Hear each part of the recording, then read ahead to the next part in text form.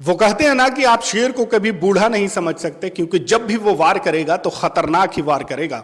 यही कुछ देखने को मिला मुंबई इंडियंस और दिल्ली कैपिटल्स के मैच में, जब रोहित शर्मा ने अपने एक फैसले से पूरी तरह से मैच का पासा ही पलट दिया। वो मैच जो कि पूरी तरह से दिल्ली के कब्जे में जा चुका था, जिस पर दिल्ली की अब जीत लिखी जानी थी, लेकिन रोहित शर्मा के एक फैसले ने पूरी तरह से वो मैच मुंबई की झोली में लाकर रख दिया। इस सीजन में यह पहली मर्तबा दिखा कि रोहित शर्मा पूरी तरह से एक्टिवली टीम के लिए काम करते हुए नजर आ रहे हैं। उनके चेहरे पर वो खुशी है, उनके चेहरे पर वो जोश है, उनके चेहरे पर वो उमंग है। लेकिन इससे पहले मुंबई इंडियंस जितने भी मैचेस हारी है, उसमें आप रोहित शर्मा की बॉडी को देख लें, रोहित शर्मा के चेहरे को देख लें, तो वहां पर मायूसी, बेबसी और लाचारी नजर आती थी। लेकिन यह पहला मैच था जिसमें रोहित शर्मा अपनी तरफ से एक्टिव नजर आ रहे थे और फील्ड के बाहर रहते हुए रोहित शर्मा ने एक ऐसी चाल चली जिसकी वजह से दिल्ली को यह मैच हारना पड़ गया। यहां पर सवाल यह उठता है कि क्या मुंबई इंडियंस की मैनेजमेंट या फिर उसके कप्तान रोहित शर्मा से दूरी क्यों बना के रखते हैं, यह समझ में नहीं आता है। क्योंकि आपके पास एक ऐसा कप्तान है जो इंडियन टीम को T20 वर्ल्ड कप जिता चुका है, जो चैंपियंस ट्रॉफी जिता चुका है, जो ODI वर्ल्ड कप में आपको फाइनल तक ले जा चुका है। उसके पास इतने सारे तजर्बात हैं और आप उस खिलाड़ी का इस्तेमाल नहीं करते हैं। ना तो आप उसे फील्ड में रखते हैं और वो जब डग आउट में रहता है तो वहां भी उसका इस्तेमाल नहीं करते हैं। हेड कोच महिला जयवर्धने जो अभी तक पूरी तरह से इस मैच को चला रहे थे और यह मैच भी मुंबई इंडियंस के हाथ से निकल चुका था, लेकिन रोहित शर्मा एक मोमेंट पर आते हैं और महिला जयवर्धनों को जबरदस्ती वहां पर यह कहते हैं कि आपका यह डिसीजन अब टीम के लिए और गलत साबित हो सकता है। अब आपको यहां पर स्पिन लगाना चाहिए। यहां पर अगर आप स्पिन लगाएंगे तो अभी भी मैच आपकी झोली में आ सकता है। 205 रनों का चेस करते हुए दिल्ली कैपिटल पूरी तरह से मजबूत पोजीशन में थी और 11वें ओवर तक दिल्ली की सिर्फ 2 विकेट गिरी थी और 128 रन उसके खाते में थे। अब यहां से कोई भी टीम मैच नहीं हार सकती थी। हार्दिक पांड्या अपने तमाम गेंदबाज का इस्तेमाल कर लेते हैं, लेकिन कोई भी कारगर साबित नहीं होता है।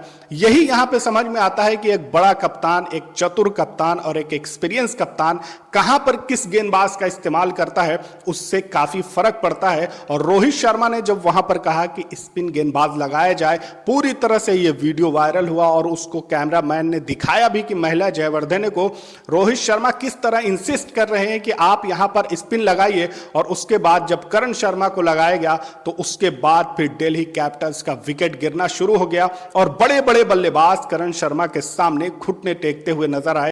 करण शर्मा ने इस मैच में 3 जबरदस्त विकेट लिए, केएल राहुल को आउट किया, स्टेप्स को आउट किया, खतरनाक साबित होने वाले अभिषेक पोरल को भी आउट किया। और यही वजह है कि यह मैच पूरी तरह से वहां से पलट गया, वरना यह मैच मुंबई इंडियंस पूरी तरह से हार चुकी थी।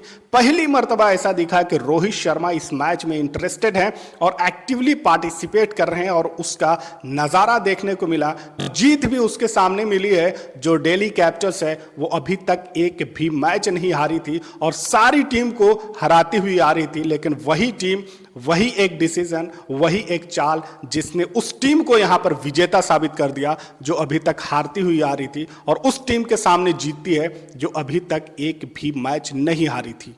तो ये फर्क होता है एक एक्सपीरियंस खिलाड़ी और एक्सपीरियंस कैप्टन के सामने कि वहां पर किस तरह के डिसीजन लेते हैं। मुंबई इंडियंस के हेड कोच महिला जयवर्धने को भी समझ में नहीं आ रहा था कि अब यहां पर क्या किया जाए, लेकिन रोहित शर्मा की एक चाल, एक मशवरे ने पूरी तरह से मैच को मुंबई की झोली में ला दिया।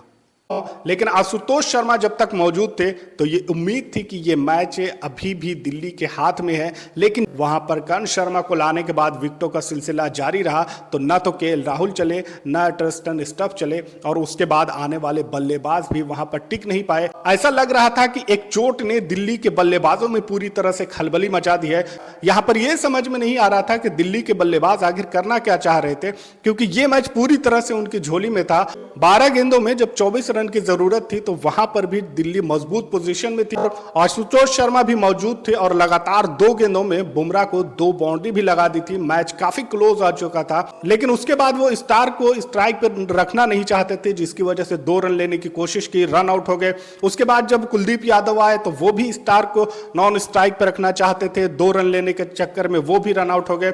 और उसके बाद जब मोहित शर्मा आते हैं तो वो भी 2 रन लेने की कोशिश करते हैं और वो भी रन आउट हो जाते हैं और यहां पर उम्मीद की जा रही थी कि शायद 20वें ओवर में कुछ फैसला होगा, लेकिन बुमराह की 19वें ओवर की लगातार 3 गेंदों पर रन आउट ने दिल्ली को पूरी तरह से इस मैच से बाहर कर दिया। मुंबई इंडियंस का एक रिकॉर्ड यह भी है कि अगर मुंबई इंडियंस 200 का रन बनाती है तो उसके बाद फिर अभी तक ये रिकॉर्ड रहा है कि कोई टीम उसे हरा नहीं सकी है, और इस मर्तबा ऐसा लग रहा था कि ये रिकॉर्ड मुंबई इंडियंस का टूट जाएगा, लेकिन दिल्ली की लास्ट ओवरों में खराब बल्लेबाजी ने ये रिकॉर्ड अभी भी मुंबई के नाम है। इस मैच में अगर किसी की तारीफ ज्यादा हो सकती है तो वो करुण नायर हैं।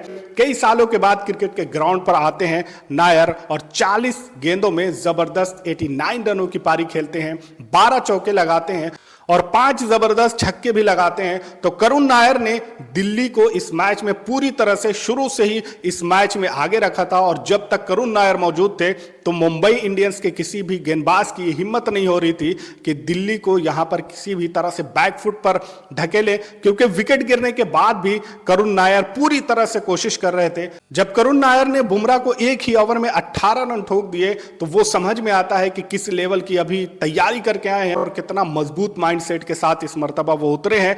उन्हें नेशनल टीम से ड्रॉप कर दिया गया, उन्हें रणजी टीम से ड्रॉप कर दिया गया, लेकिन उसके बाद उनके एक ट्वीट ने पूरी दुनिया को इमोशनल कर दिया था।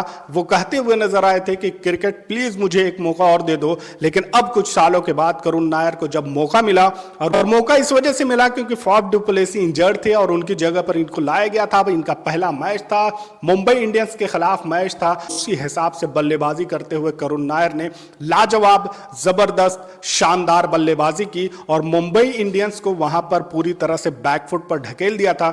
लेकिन करुण नायर के आउट होने के बाद और रोहित शर्मा के एक फैसले ने मुंबई इंडियन को एक और जीत दिला दी। इस जीत में अगर किसी का बड़ा रोल है तो वो रोहित शर्मा का है, रोहित शर्मा के एक डिसीजन का है। रोहित शर्मा बल्लेबाजी में जरूर फ्लॉप रहे हो, लेकिन जिस तरह का वहां पर फैसला किया उसके बाद से पूरा मैच का नक्शा ही चेंज हो गया।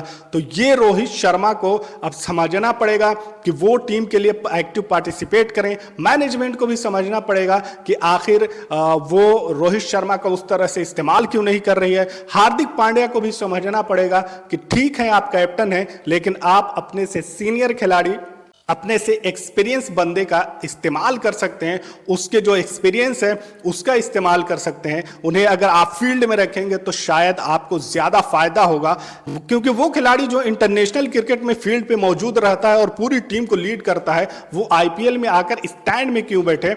इस मैच में करुण नायर और बुमराह की वो फाइट भी देखने को मिलती है जब एक दूसरे से टकरा जाते हैं और उसके बाद हीटेड कमेंट वहां पर एक दूसरे की तरफ से किया जाता है। बुमराह आकर बताते हैं कि ये जो आपने किया है ये सही नहीं किया है, लेकिन करुण नायर वहां पर अपनी सफाई देते हुए नजर आ रहे थे कि यहां पर मेरी कोई गलती नहीं थी और इस तरह का मेरा कोई इंटेंशन नहीं था। तो ये मैच अगर आपने नहीं देखा तो जाहिर सी बात है आप आईपीएल का एक बहुत बड़े सिनेमा को देखने से चूक गए। इस पूरे मामले पर आपकी क्या राय है कमेंट में जरूर बताएं। चैनल पर नए हैं तो इसे सब्सक्राइब कर लें। मिलते हैं अगले वीडियो में, तब तक के लिए आप अपना ख्याल रखें। Thanks for watching.